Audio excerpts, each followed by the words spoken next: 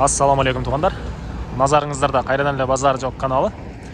Бүгін біз Бишкек шаарынын батыш тарабы Воин Антоновкадабыз. Машине базарға жақын жерде, мына көріп байқап тұрсаңыздар керек. Бұл жерде мына жол бойындағы унаалар тұра тұрған жер. Андан кейін машине базары туғандар. Ушул жерден бир бизнес комплекс дейбизби же кыймылсыз мүлк, коммерческий кыймылсыз мүлк дейбизби, ошондой бир участок сатылаттыр. Азыркы чыгарылышта сиздерге ошол жөнүндө маалымат берейин дегем. Баягалар, байтагалар, движение кылам деген тугандар. Видеону акырына чейин көрүңүздөр. Азыр сиздерге участогубузга барган жолду көргөзөйүн. Оң тарабыбызда транзит заправкасы, сол тарабыбызда универсал строй, ошол экөөнүн ортосундагы көчө менен. Көчөнүн аты Западная экен. Ушул көчө менен бир 200 метрдей ылдыйга карап басканда биздин сатылуучу участогубуз жайгашкан. 200 метрдей ылдыйраак түшүп, сол тарапты карасаңыздар, Сабина деген баннер илинип турган болот. Ушул биздин сатылуучу участогубуз тугандар. Анда сиздерге тааныштыра кетейин бир чекеден. Бул жагыбызда магазин бар экен. Тугандар, көчө тараптарын көргөзө кетейин. Бул бир пустой помещение. Участогубуздун воротасы. И бул жакта азыркы учурда иштеп турган эсто. 6 ямасы бар экен. Азыркы учурда арендаторлор иштетет экен тугандар. Бул жерде 3 яма, ички тарапта дагы бир чоң помещение бар. Ал жерде дагы 3 ямасы менен, чоң зданиясы менен турат. Аны видеонун жүрүшүндө көргөзөм. Лайктан басып, комментарийни жаза бериңиздер тугандар. Ошол нерсе бизге чоң жардам берет. Видеобуздун рекке чыгышына. Андан кийин бул жакта эстобуздун запчасть жана башка буюмдарын койгонго 2 мындай помещение бар экен. Ички тараптары жабык экен тугандар. Аны келгенде өзүңүздөр көрөсүздөр. Бүгүн бул эсточулар иштеп жатыптыр. Ошого жооп кетип калган экен тугандар. Андан ары күн суук Бишкекте бир аз мурун менен тамактар өзүндө эмес да. Анча деген үндөр чыкса көңүл бурбайсыздар. Так.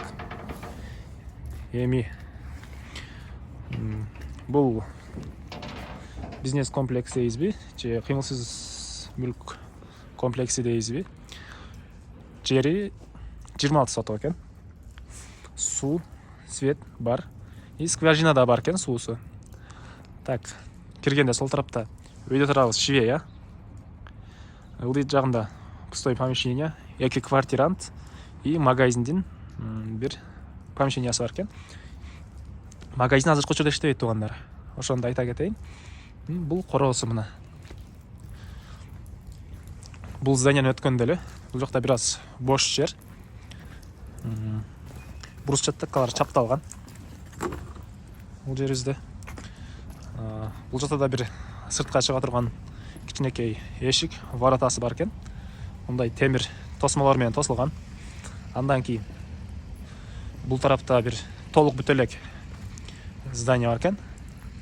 Кичинекей здание, ал жагында подвалга ылайыкташтырылып, расчет алынып куюлган фундамент.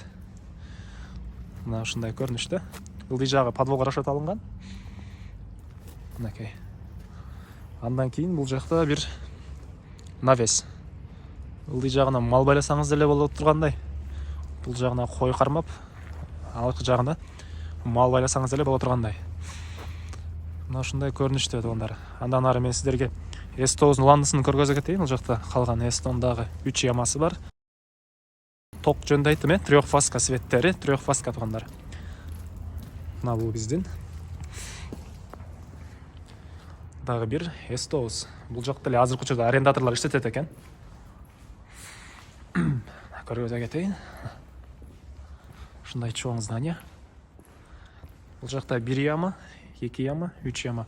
Кимден ким алсаңыз эле арендатордон, бул жердеги эстолордун, квартиранттардан акча аласыз. И швейный цехты деле арендага иштетишеби же үй ээси өзү иштетишеби? Аны сурабапмын. Швейный цех деле бар, кыскасы чоң помещениялары көп, участок бул тугандар. Так.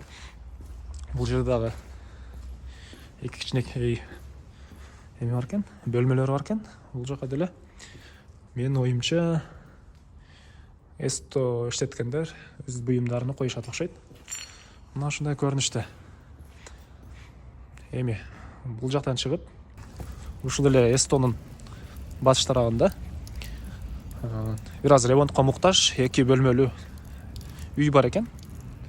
По идее бул жерди квартиранттар үчүн кылышкан болуш керек, үй ээси. Бул жерди ремонт кылыш керек экен да. Квартирант киргизсеңиз болот дешти үй ээлери. Мурда негизи квартиранттар жашаган экен бул жактачы. Ал акыркы учурда бир аз ремонтко муктаж болгонуга байланыштуу аларды чыгарып, ремонт башташып, бирок кыш айы келип калганына байланыштуу ремонт аягына жетпей калыптыр. Андан кийин бул жакта бир очоканабыз бар экен. Мурда нан жаап жана самсы жаап иштетишкен экен бул очоканабызды. Арендага алып, анда ишке тараган бир сыйра көргөзө кетейин да. Бул жакта дагы бир Эсто склад, банялар бар. Аларды да көргөзө кетейин. Бул жакта мындай 3 очок, бир тандыр бар экен туугандар. Андан кийин бул жагында бир дагы кичинекей склад. Бул жакта вообще склад көп экен туугандар. Склад вообще көп көрдүм. Бул жакта да склад, кыскасы помещение өтө эле көп. Бул жакта азыр силерге баняны көргөзөйүн. Бул жакта банябыз бар. Үй жактар кафел чапталган, тегереги чыгач менен капталган.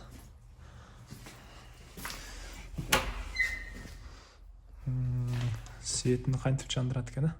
Ушундай көрүнүштө туугандар, кыскасы. Бул жерде туалет бар экен.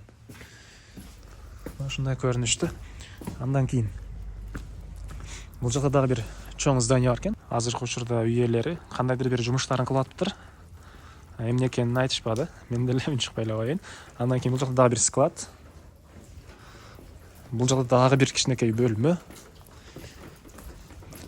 Бул жерде дагы бир Эстого ылайыкташтырылган помещение бар экен, пустой. Ушундай көрүнүштө. Ушул эле помещениянан бул жака өтүп кете алат экенбиз. Жанакы чоң Эсто бар жерге дагы өтүп алат экенбиз. Ошондо бир Эсто, 2 Эсто, бул жакта дагы бир 3-чү. Бул жак азыркы учурда иштебейт окшойт бирокчу. Же өзүңүз кимден ким сатып алса, каалагандай бир склад кылып койсоңуз деле болот туугандар. Биз кайра эле бул үйлөрдүн тышкы тарабындабыз туугандар, помещениялардын тышкы тарабындабыз. Эң батыш тарабында мындай бир аз жүзүмбак бар экен. Жана көргөзгөндөй эле бул жакта дагы чоң бир помещение. Эми бул бизнес комплекстин баасын айтайын. $140,000 деп атышат үйдүн ээси. Бул участканын ээси $140,000 деп атышат. $140,000 десе эле $140,000 сатабыз деген эмес, сүйлөшүүлөр да болот туугандар. Ээсинин номерин экранда жана описанияда калтырам. Анан жума сайын бизде минимум 3, андан да көбүрөөк сатылуучу үйлөр ушундай бизнес комплекстер чыгып турат. Өткөрүп жибербөөнү кааласаңыздар подписаться баскычын басып кетиңиздер. Анан видео жаккан болсо лайктан басып, жакпаса деле баса бериңиздер лайктан. Мага чоң жардам болот. Анан өз оюңуздарды комментарийге жазып кетиңиздер туугандар. Бизде Instagram жана TikTok баракчалары да бар. Ушул сатылуучу үйлөрдүн сүрөттөрү жана видеолору кыскача ошол жакта жайгашкан. Алын деле базар жок деп английский буква менен издесеңиздер табылат. И Telegramда үй жер деген групп бар. Ал жакта сатылуучу үйлөр жана сатылуучу жерлер бар. Ошолордун сүрөттөрү, видеолору кыскача чыгып турат. Өзүңүздүн сатылуучу үйүңүздү же болбосо сатып алчу үйүңүздү да ошол жактан кирип көрүп кетсеңиз болот. Кийинки чыгышка чейин туугандар, саламатта калыңыздар.